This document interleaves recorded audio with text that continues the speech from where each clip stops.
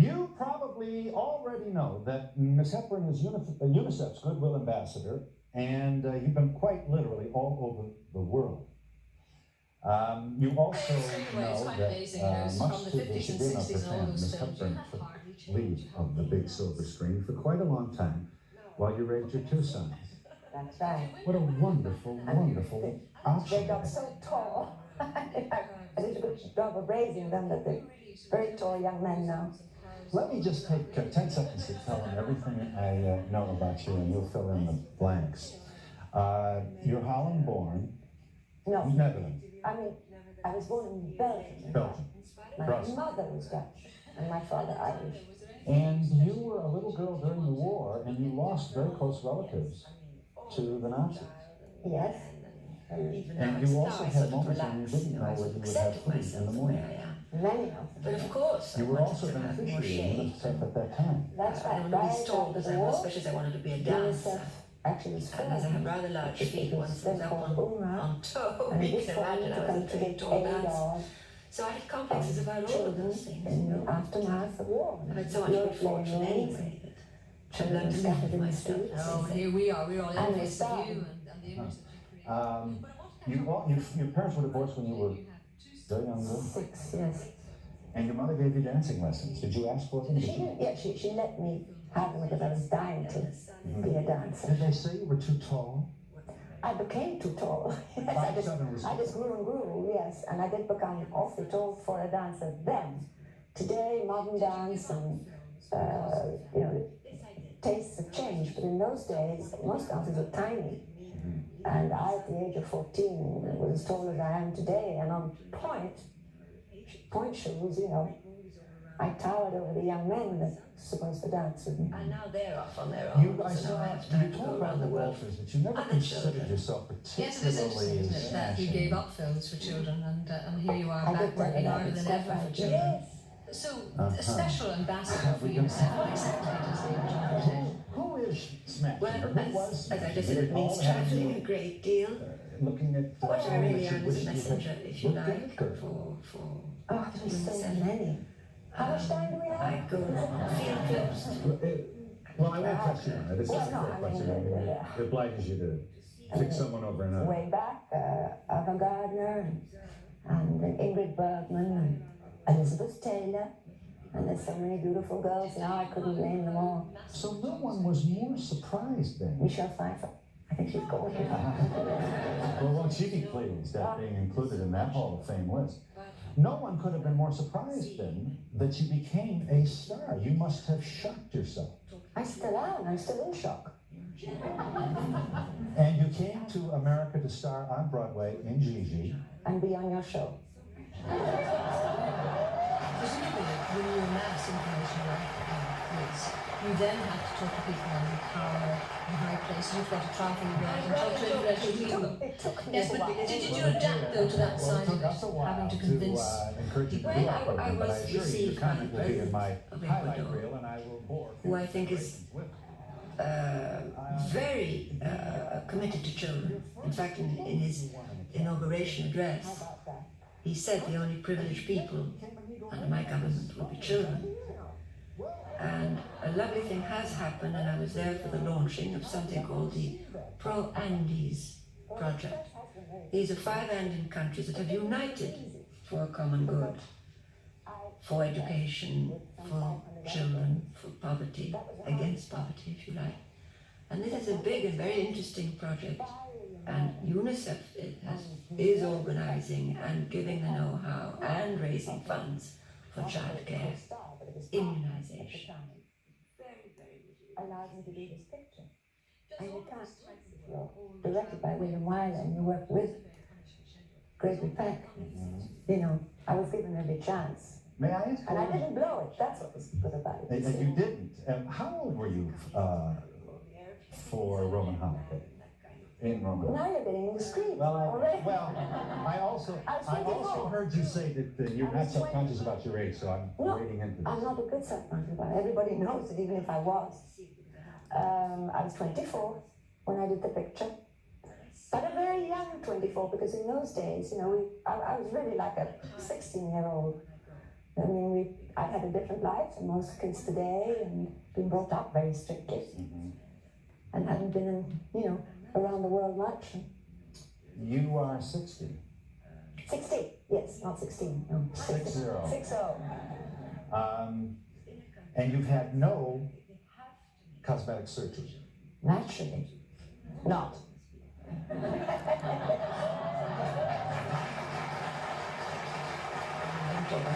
First, it was the child. The child is the most fragile and most vulnerable, and can't wait for an economic crisis to pass. She won't be around anymore if it's too long. You see, you're obviously devastated on occasions when you see child suffering, and yet, if I go back in your own life, I mean, you similarly suffered during the war in a different way. In a very different way, not comfortable at all. I mean, yes, I lived through 5 years of war as all the children in England. I had the difference that we were occupied, we had German occupation. This was in Holland. In Holland, and little by little there was obviously very little food, and the winters were long. All children started to suffer from malnutrition. So God knows I know the value of food, and I was suffering from a rather high degree of malnutrition when the war ended. But my life was never in danger. My health might have been impaired had it gone on.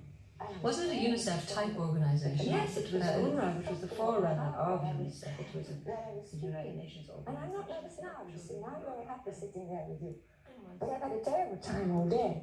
All day, I think anticipating. this will be my epitaph, that it's nerves what done her in, as they said. Well, as Liza Doolittle would say.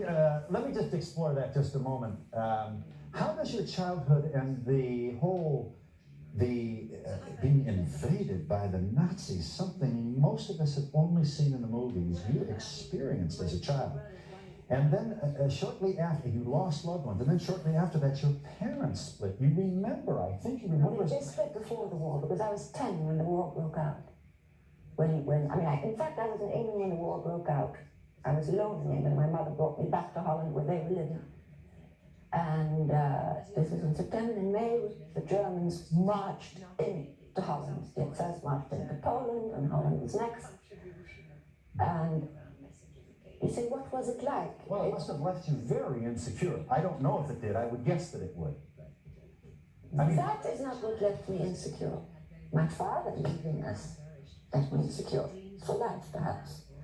I do think there are things that was a great topic of conversation of what we were going to eat when the war for ended. the rest of your life. And it usually had lots to do with children today. bread, butter, and lots of jam or something, very sweet things, or whole boxes of chocolate. And in fact, I think one of the first things I did was eat a whole can of condensed milk, and I was terribly ill afterwards. The sweet things which I longed for. I was just thinking also, of course, they made that very famous movie, A Bridge Too Far, very much about the war you've been describing. Well, it was in fact where I lived. That bridge I walked across for years because I used to leave home, walk down one way, walk across that bridge to come in to the music school where I studied ballet. Driving. So in effect it was my war. Holland fell after 5 days because it's a small country with a small army, and they fought very bravely, but there was no way of holding back the German army, and all of that is history now. Then followed 5 years, and of course you say, oh my God, it's a terrible 5 years of German occupation, which it was. But a child is a child is a child. We lived by the day. Obviously, it was much worse for my mother, in a sense, than for my family. And to school, except that I was shoved into a Dutch school right away, not knowing a word of Dutch. But my mother was worried about this child speaking English and speaks and Germans on the line. It's more like a squeak, the real thing was stuffed in. And then, of course, My Fair Lady, how did you cope with a Cockney accent when that film was made?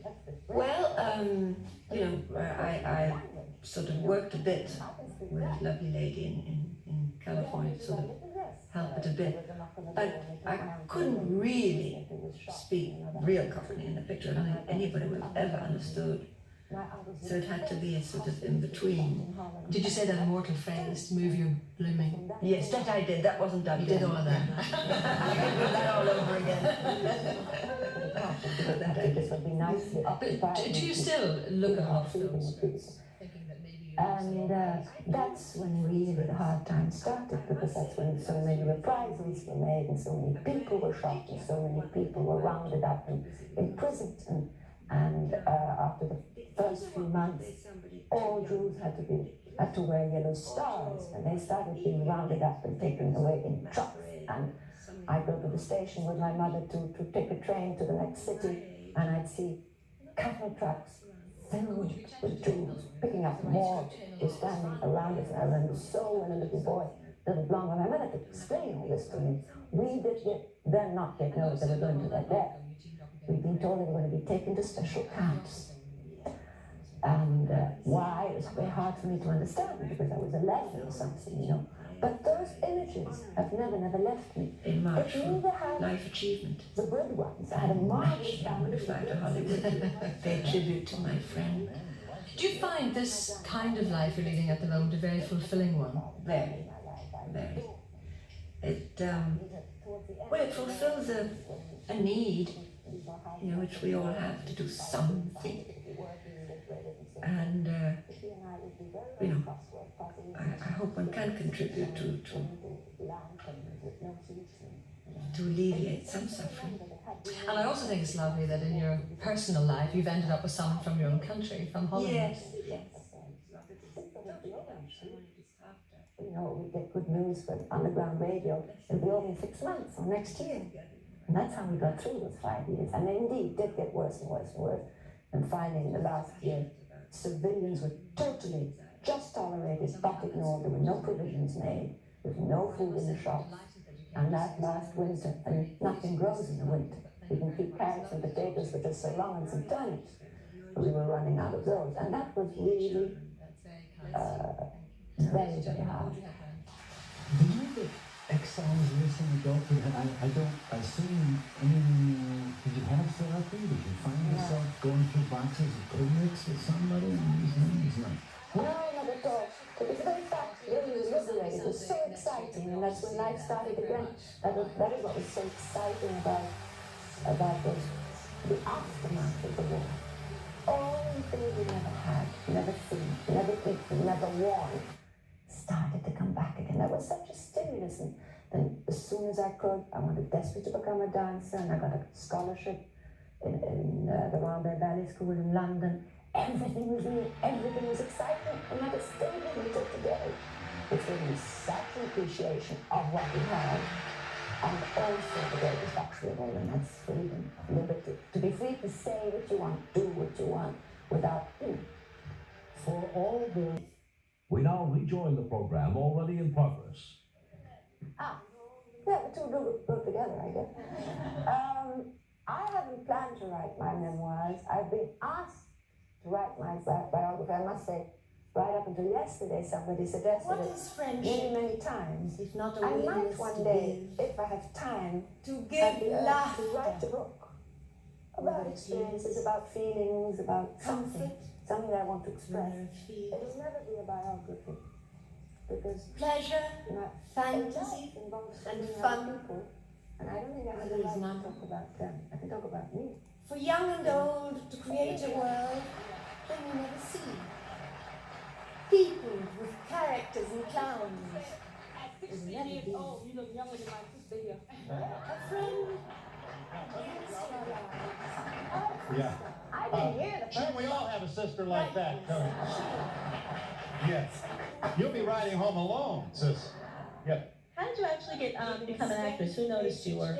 And come Well, one day we know You were deaf now. I became a dancer. That's really what I wanted to do always. I never wanted to become an actress, nor did I ever think in those terms. I became an actress because I had to earn a living, and I started doing little bits in movies, to get the extra buck. And I got the extra buck. That's how it started.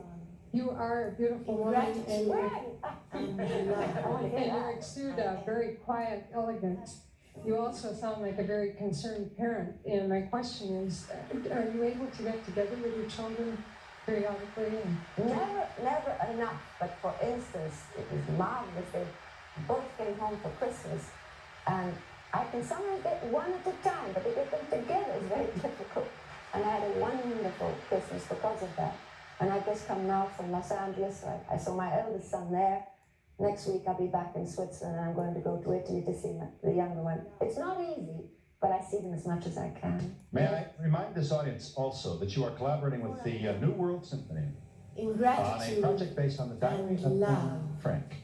You premiere this March 19th at the Academy of Music in Philadelphia, and you will play other cities as well. Philadelphia, Houston, Chicago, New York, in March. With the strong discipline that you have, do you feel the actors and actresses present day have that discipline or lack of? I think they have maybe even more than in the old days, is what you mean? Yeah. Oh yes, because I think the days are gone when you could just sort of come late and, roll into the studio in a white Rolls Royce after lunch. I mean, movies are so expensive, and I think that is, démodé. I think people are highly professional. I thank you for calling. Go ahead, caller. Hi. Hello, my name is Jerry Petron. I'm taking her back to the Alcazar Theater in Gigi when I helped buy her first trunk before she got a big break. That's Trunk, T-R-U-N-K. That's right. Uh-huh. I don't know if she remembers me or not, but she's still a beautiful woman. Thank you.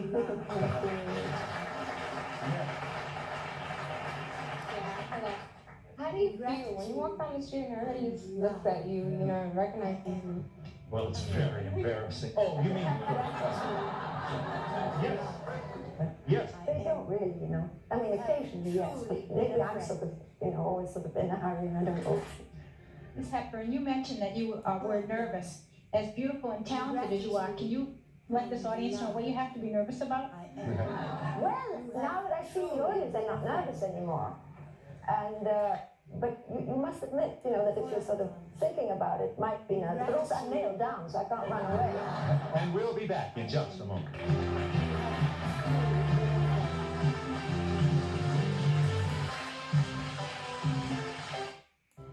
You wanted to say, Ms. Hepburn, you wanted to say. I wanted to say that I'm terribly lucky to have come to you yourself in this day and age, just as you are all lucky to live in this day and age too. Because ours is the first generation that has the means and the technical and scientific knowledge and the money